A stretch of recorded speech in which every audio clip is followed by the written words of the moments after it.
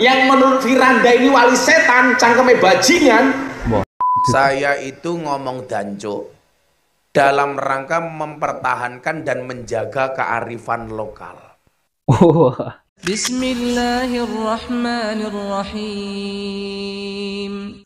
Assalamualaikum warahmatullahi wabarakatuh. Alhamdulillahirabbil alamin. Assalatu wassalamu ala nabiyyina Muhammadin wa ala alihi washabbihi ajmain. Amma ba'du.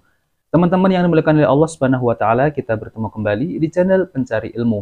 Jadi di video kali ini saya akan mereaksi kembali yaitu video-video dari Gus Miftah. Jadi teman-teman, Gus Miftah apabila beliau menyampaikan dakwah berceramah selalu berkata dengan perkataan yang kasar, perkataan yang tidak menyenangkan.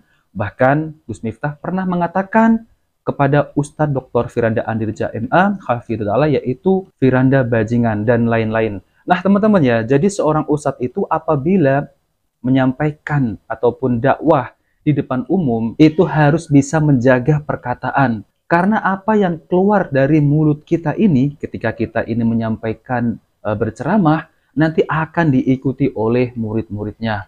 Nah, maka dari itu kita harus berhati-hati ketika berceramah, jangan sampai kita ini berkata-kata kotor. Dan kita harus menyampaikan yaitu dengan santun. Jadi ada video juga Gus Miftah ini kenapa selalu bilang danco. Nah, ini kan juga perkataan yang tidak menyenangkan, perkataan yang kotor, ya, yang keluar dari seorang pendakwah. Nah, oke teman-teman, kita langsung saja mari kita simak videonya. Jangan niatnya baik, tapi caranya tidak baik. Maka Kanjeng Sunan Kalijogo sebelum menjadi wali, yang menurut Firanda ini wali setan, cangkeme bajingan. Orang Wahabi mengatakan apa? Wali Songo itu katanya wali setan. Kenapa? Karena mengkritik salah satu amaliyah Wali Songo, Raden Said, ketika belum menjadi Sunan Kalijogo. Masa jadi wali kok dengan cara bertapa? Saya bilang, kalau kamu tidak paham sejarah, diam. Kenapa? Nah teman-teman, jadi ini memang sudah lama videonya. Namun saya ini menjelaskan yaitu tentang terkait masalah Ustadz Dr. Firanda Andirja MA Hafidhullah itu mengatakan bahwasanya ada seorang jamaah yang bertanya tentang Ustadz, bagaimana cara menjadi wali itu bertapa lalu kemudian tidak sholat dan ini dan itu. Nah teman-teman, jadi kalau syarat menjadi wali itu dengan bertapa lalu kemudian tidak sholat dan meninggalkan hal kewajiban yang lain, maka Ustadz Dr. Firanda itu mengatakan kalau caranya seperti itu namanya wali setan. Nah teman-teman, jadi syarat menjadi wali itu tidaklah harus bertapa, lalu kemudian atau ya bertapa di gunung mana, di gua mana, lalu kemudian menjadi wali. Jadi yang menjadikan wali itu siapa? Nah, maka dari itu jawaban Ustadz Dr. Firanda Andirja MA itu tidak menyinggung sedikit pun yaitu tentang Wali Songo. Namun Ustadz Dr. Firanda ini menjelaskan sesuai dengan dalil. Kalau ingin menjadi wali ya, syarat menjadi wali itu harus beriman dan bertakwa. Nah, itulah yang sebenarnya syarat menjadi wali. Kalau bertapa, lalu kemudian meninggalkan sholat, meninggalkan yang wajib, maka itu adalah wali setan. Nah, clear kan urusannya teman-teman? Nah, oke teman-teman, jadi ada satu lagi video nih ya, Gus Miftah nih. Kenapa ya? Kalau berceramah selalu perkataannya itu keluar dari mulut itu perkataan-perkataan yang kotor. Nah, oke teman-teman, mari kita simak videonya ya. Waktu itu saya mikir, saya kemarin duduk dengan ahli maksiat, melihat orang pengajian, mereka pengen ngaji. Ini orang yang dianggap baik, kenapa melihat ahli maksiat justru yang keluar dari mulutnya mencaci maki? Mila kula kadang-kadang heran kalau orang semuanya dicaci maki, semua orang dibully, semua orang dimusuhi. Saya itu batin sak janjane kowe mbiyen lahir ki diadani apa dipisui. Kan kudune wong lahir ki diadani ki napa mboten?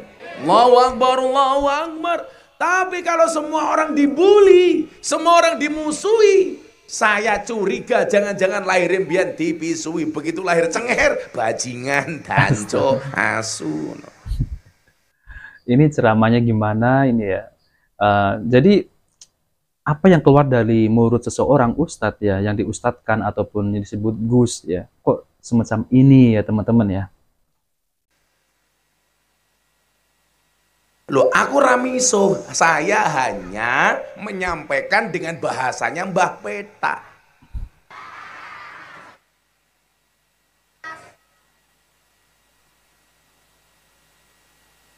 Kayak saya kemarin ditanya sama Bunyai di Surabaya.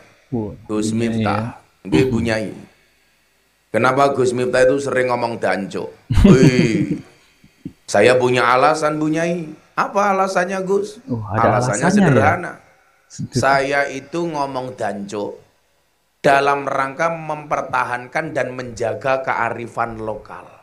Oh, alasannya ini tidak masuk akal ya. Jadi ngomong perkataan danco ya, itu kan perkataan yang kotor ya, perkataan yang tidak menyenangkan. Itu katanya menjaga kearifan lokal. Jadi seorang muslim yang baik itu apa yang keluar dari mulutnya itu ya perkataan-perkataan yang baik, bukan perkataan-perkataan yang kotor. Kalau seseorang pendakwah ya, itu berbicara kotor, tentu ini adalah suatu musibah. Nanti orang-orang yang mengikutinya ya akan sama seperti pendakwah tersebut yang disampaikan perkataan-perkataan yang kotor. Ini harus diluruskan ya teman-teman ya. Menjaga budaya. Menjaga budaya. Karena kalau nggak ada tokoh bangsa Indonesia yang berani ngomong danco, saya khawatir danco akan diklaim sebagai milik Malaysia. Oh, ini kejauhan ya teman-teman ya. Ini kejauhan ya. Perkataan-perkataan kotor tidak ada orang yang akan mengklaim ya. Karena Malaysia itu apa-apa diaku-aku, Pak. Reok Malaysia, wayang Malaysia, keris Malaysia, batik Malaysia, terakhir lo rendang Malaysia. Lah wong Indonesia wis ora ana sing wani ngomong dancuk, sesuk diaku-aku dancuk sebagai milik Malaysia. Kan ora lucu. Masa Ipin Upin ngomong dancuk? Dancuk. Iya tuh. Allah Akbar. Saya besok Alasan dapat yang undangan tidak pengajian dari masuk Malaysia, akal. Mbak Peta. Acara sunatan. Sunatannya sopo? Ipin Upin. Sehingga disinilah kemudian nopo?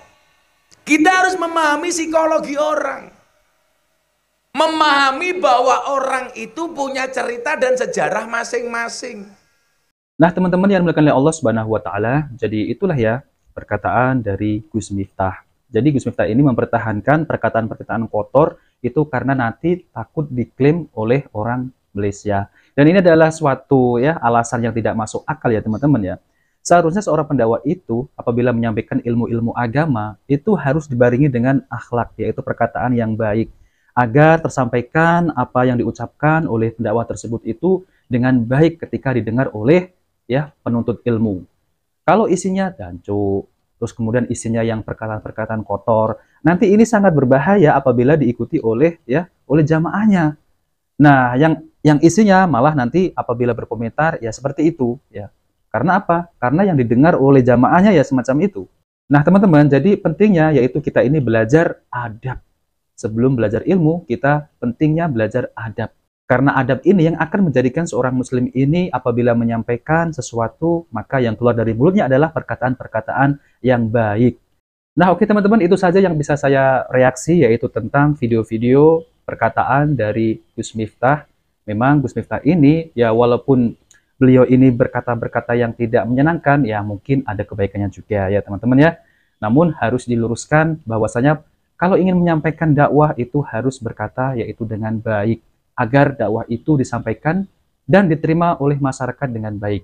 Nah oke teman-teman, itu saja yang bisa saya sampaikan. Jika video ini bermanfaat, jangan lupa like dan subscribe di channel Pencari Ilmu. Wabillahi taufiq wal hidayah. Wassalamualaikum warahmatullahi wabarakatuh.